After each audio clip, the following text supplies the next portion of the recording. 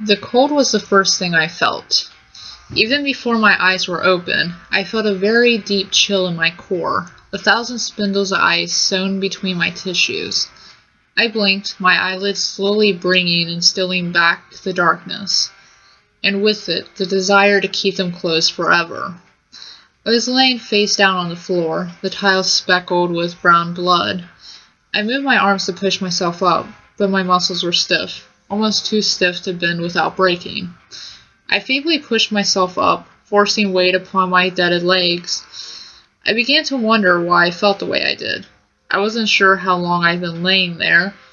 There was the most peculiar feeling in my stomach, a sort of disillusion. Perhaps I had ingested something to knock me out. Wait, where was I? I looked around the room I was in. It was a kitchen, mostly everything in order except for the few traces of a hurried exit. The back door is open, barely bolted to the top hinge. Cabinet doors were left open, and it seemed the only food readily edible was taken. A knife set was knocked over, with a few blades missing. There was blood splattered on the floor in which I was laying. I could see a putrid stream of it running down my shirt, but after a quick search, I couldn't find nor feel any wound. Each window I saw had the blinds drawn and the lights turned off, as if the house's occupants were hiding. I went into the living room, barely bending my brittle knees into an awkward walk. It was dark, but I could see outlines of furniture well enough. There was nothing out of the ordinary, except the front door had been barricaded with a desk. There was a bedroom towards my right, the door closed, and then a hallway near the front door. The entire house was dark and empty, except for me. Where was I? Whose house was this? And then I realized I didn't know who I was. I thought upon it, trying to bring up some memory of a name, a friend, an activity, my face. I didn't even have a vague image of my own face, and the feeling of facelessness was eerily disconcerting. Trying to access my convoluted memory banks, I realized I couldn't remember anything other than the cold of waking up on the kitchen floor. I slowly became more and more sure that I had been poisoned or perhaps had an allergic reaction. What makes one amnesiac and unconscious? It had to be some sort of chemical.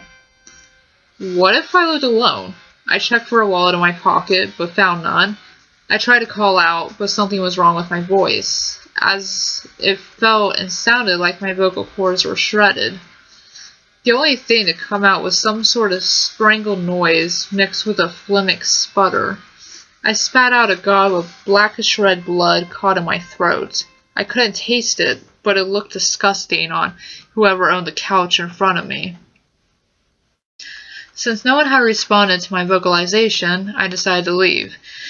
Going to the front door, I pulled the heavy desk aside. It was difficult, not because of the weight, but because of my limbs.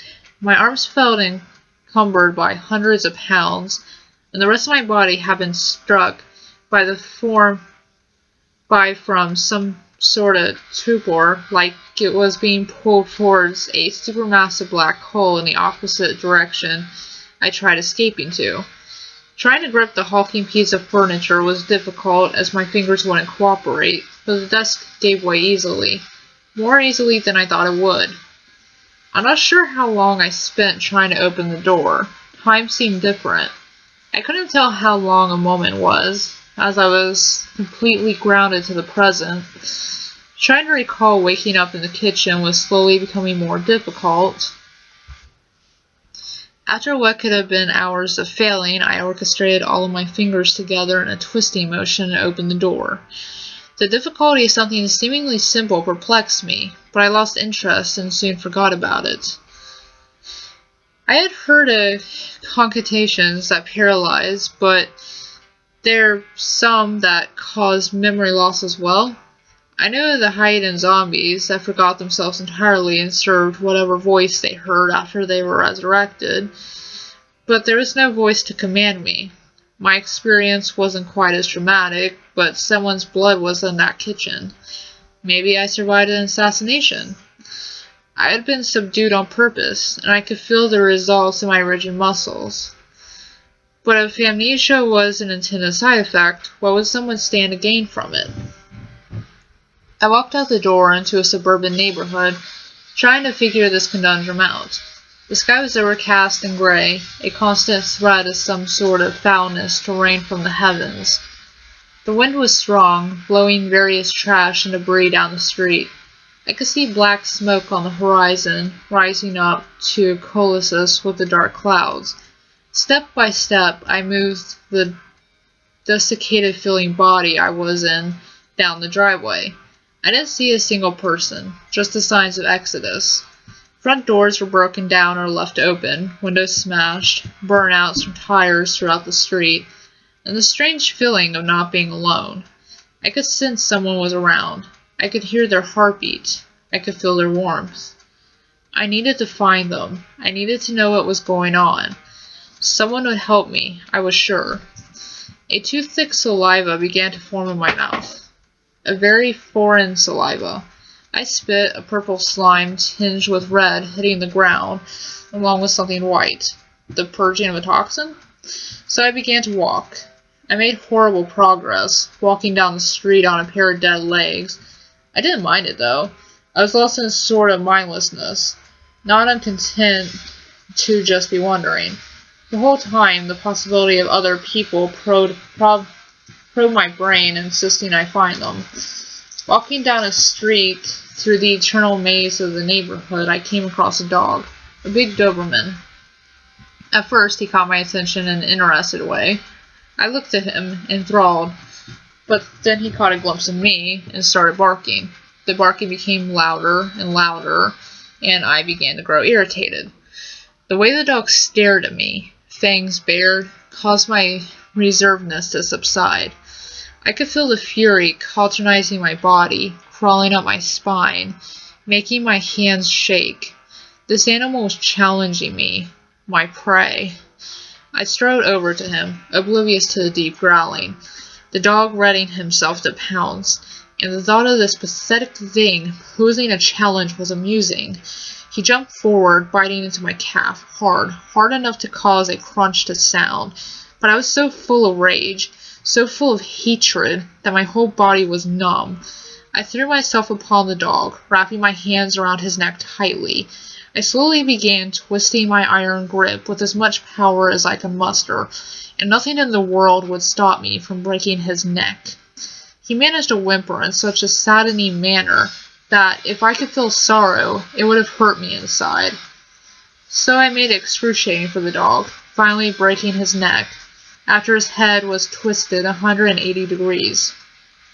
Then I picked his corpse up, slammed it into the street, and started punching in his rib cage, grinding his flesh and innards against the cement with my fist, until just the head and the hind legs remained intact, connected together by a spine and fur matted with the dog's bloody remains.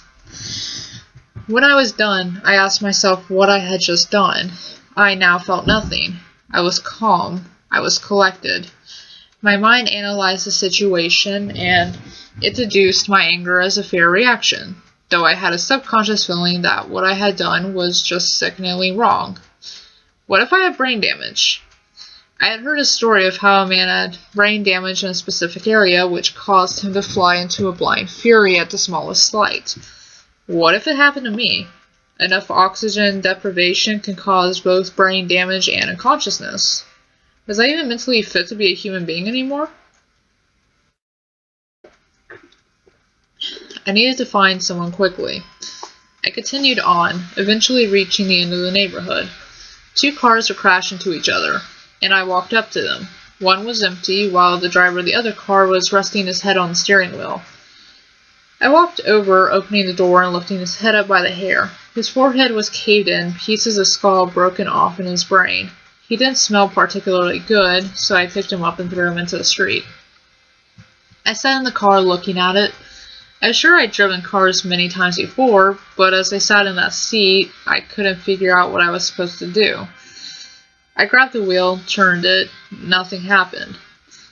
There were a ton of buttons next to the wheel, and I began pressing them. One of them made a terrible noise come on, and after forgetting which one it was, I left.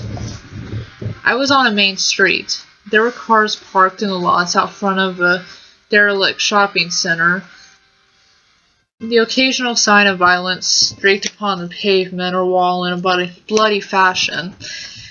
The lights of miscellaneous shops were still on, though I could see no one inside. Automated traffic lights went through their cycles, unaware that they did nothing to serve the people who weren't there. The place was a ghost town, void of anything that might be alive. Then I saw someone.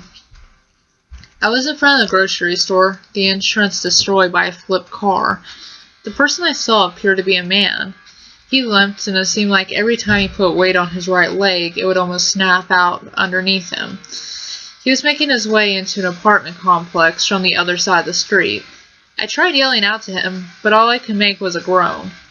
He continued on to the complex ground, and I decided to follow him. When I passed the surrounding fence, however, I saw a group of people running up a flight of stairs and into an apartment. One of them was holding a gun towards the man trying to follow, who seemed to beseech something of them by holding his arms out. From the look of it, he needed medical aid. And then they shot him.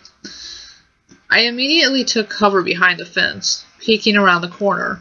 The last person to go in was a woman, who made the strangest feeling rise in my chest. I took a look at her as she stared at the corpse of the man her friend had just shot. She couldn't see me, however, and went inside. There was something peculiar about her.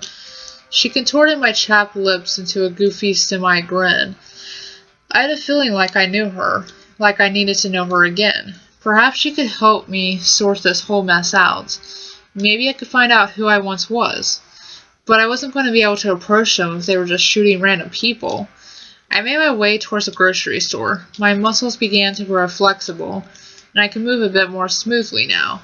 Though the calf the dog had bitten wasn't as strong as my uninjured one, I began to hope that whatever chemical was in my system was starting to wear off, and that there might not be permanent effects after all. I walked through the parking lot. The place was abandoned, though it didn't seem voluntarily. Some of the car doors were open, some were painted red. One trunk was open, half filled with groceries and a carton of eggs smashed upon the concrete next to it. Dozens of carts were left astray. The car that had rolled over had smashed the glass doors leading to the grocery store. It appeared the car was resting upon a few people, their blood and organs forced out of their bodies all over the cement. The wind blew. It was cold. I got to the dumpster behind the store and opened it. I grabbed a piece of cardboard, and underneath was a small child, face gnawed until it was unrecognizable. I could see the bone of the nose through the cartilage was gone. There was an ear spat out next to his head. The lips were eaten in a particularly vicious way, exposing mashed-in teeth and purple gums. The eyes had been slurped out, leaving the 8-year-old child staring into the sky with a lifeless gaze. The skull was smashed in, and the brain was served at 98.6 degrees Fahrenheit. The body had pieces picked off of it in varying degrees, in some places to the muscle and other to the bone. This was the work of something wild, something extremely voracious. The child was small enough to be an easy meal for a pack of starving dogs. There was even a news report about cases like this a few months ago, wasn't there? Or did it seem like something that would be on the news? Regardless. I reached my hand into the emptied stomach, digging up past the remains in search of wet blood. After getting some, I wrote, "I'm not an enemy, don't attack," on the cardboard.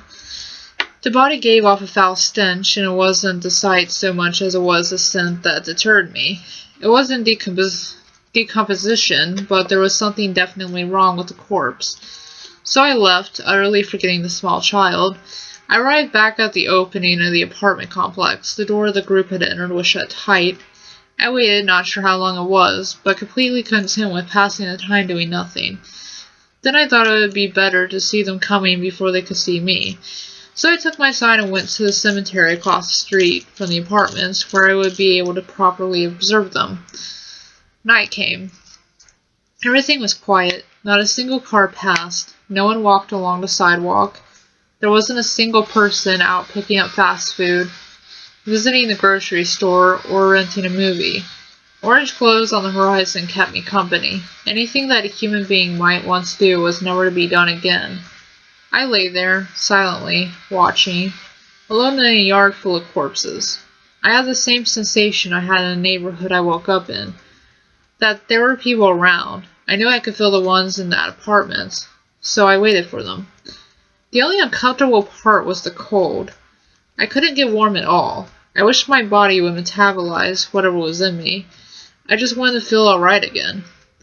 I was slowly beginning to forget what exactly I needed to metabolize for my body. Was it something bad? It couldn't be, as I felt perfectly fine. I had a vague feeling that I should wait for the people who went into the house, that maybe that woman I saw could tell me what I needed out of my system. I spent the night next to the grave of Chris Redfield. Then day came. It seemed slow, but I couldn't be sure. My mind was only conjuring up blanks when I tried accessing the last few hours' images. The clouds stayed like a dark harbinger, hiding whatever might be bright, whatever was left that could be warm. There was anything that could make me warm again. Finally, I saw them come out. A few, including the woman.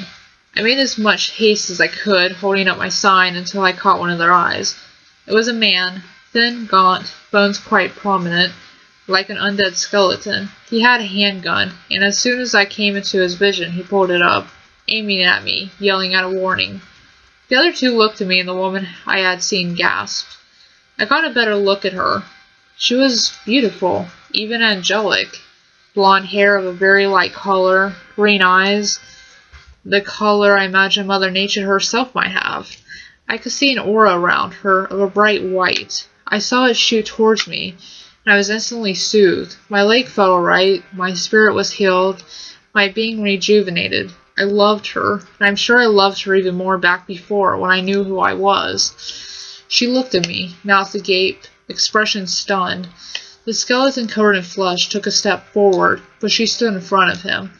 I held my sign out, and she read it. I could see a tear run down her face. They muttered a conversation to each other, but the man let me continue on. "No, how can you trust him?" the man yelled as the woman I loved started walking towards me. "We're going back right now, with or without you." And the other two started running back up the stairs. They meant nothing to me, however, so I didn't care. I dropped the sign. This woman, a complete stranger to me, yet so familiar, I felt that if I lost her now, I would lose my entire life. She came closer and stopped. "Is that you?" she whispered. "Yes," I managed to articulate with difficulty. For this woman I could remember nothing about, this woman that I loved, I would do anything. She walked up to me. I extended my arms to embrace her, and when she fell into them, I ripped her fucking throat out. The flesh in my mouth 1 second and swallowed it in the next. She started choking on blood, trying to scream and failing, falling to the concrete. She was mute, the same way I was. I got down to my knees, making a fist, and smashing through her rib cage to get the best tasting organs. I broke the skin, broke bones, gripped her heart, ripped it out, and started savoring it. I had no idea why I was doing any of this, as I was now a mere victim of my instincts. This drive took over my hands and jaws, this inherent rage encoded with my existence. I knew the purpose of my existence. The only thing I loved right now was the way her flesh tasted. The first thing I had been able to taste in so long. It had the perfect texture, the right amount of chewiness, and the blood was a perfect complement. I felt elation. I felt amazing high as I had never known as I consumed her carcass.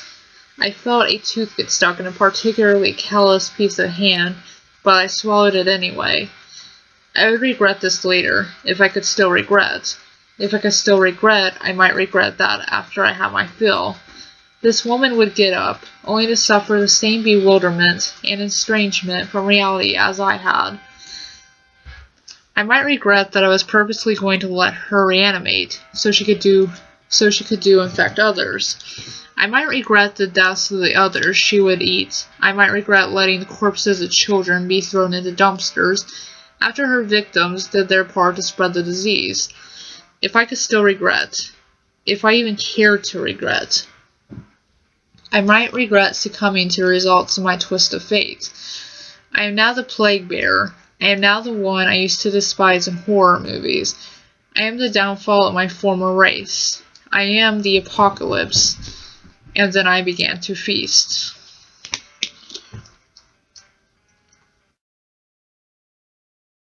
I walked down the stairs of the safe house. I volunteered to collect supplies. Ash and Leon accompanied me.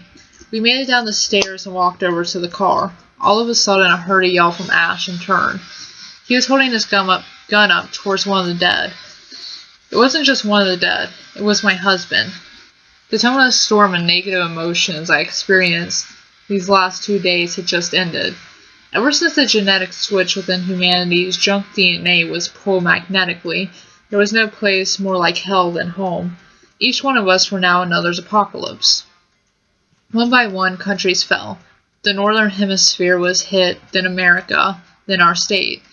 It was one swift sweep, like God waving his hand across the world to clean up a mess he had let grow too big. I knew it was the end. The beginning of the end started when one of the undead broke into our home and bit my husband in the back of the neck. Life became meaningless.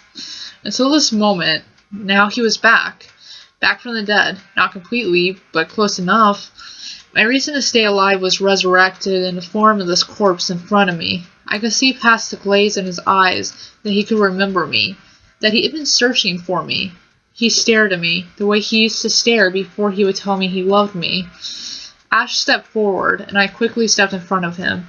I read the sign my husband had made, painted in some sort of red, which said, "I'm the enemy, don't attack." His spelling was never very good anyways, but this meant that he was still cognitively functioning. And even though he was a shambling corpse with a shin bone piercing through his calf, I still loved him. I tried to stop myself from crying. "What are you doing?" Ash asked. "That's my husband," I told him. "That's not your husband. He's a corpse, a zombie hungering for your flesh. He probably walked in from the same cemetery as the other cadaver. I'm going to talk to him." "No. How can you trust him?" But I had already started walking towards my husband. "We're going back now, with or without you," I heard Ash yell.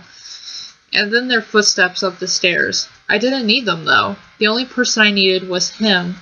The man in front of me, the one with the dilated, newly pigmented pupils that were as ghostly as the full moon. The one with the blanched, sickly pallor, whose jaw hung slightly slack and leaked a purple fluid. He was missing one of his front teeth, but with the bloody and rotting gums he had developed, it seemed like they'd all fall out soon anyhow. He was covered in dry blood and smelled of decomposition. But death was the final barrier, and he had broken it. Now we could be together forever. I stopped in front of him. "Is that you?" I asked. "Yes," he rasped, like his vocal cords had been cut with a scalpel and then sewn back in by a high school special ed student with a cleft hand. I walked up, he opened his arms, and he embraced me. The cold was the first thing I felt. Such an overwhelming cold. I opened my eyes with difficulty. I was staring up at the sky. Massive clouds, dark and menacing, were sailing through the firmament. Lamps lit the area I was in with an orange glow, creating an eerie, otherworldly sensation, as if I were in some reality that never existed until this moment. With as much strength as I could muster, I tried moving. My muscles were stiff, and bending them was almost impossible. I finally got up, though. I took a look around. I was in the parking lot of what looked like an apartment complex. Where was this? Where was I? Wait a second. Who was I? I began to try and recall something, anything from my memory. Nothing came up. I tried calling out, but the only noise I made was a strange gurgling, as if my throat were full of a liquid. Then I looked down. There was a corpse next to me, laying face up. I had the strangest feeling that this man was important, that I had known him.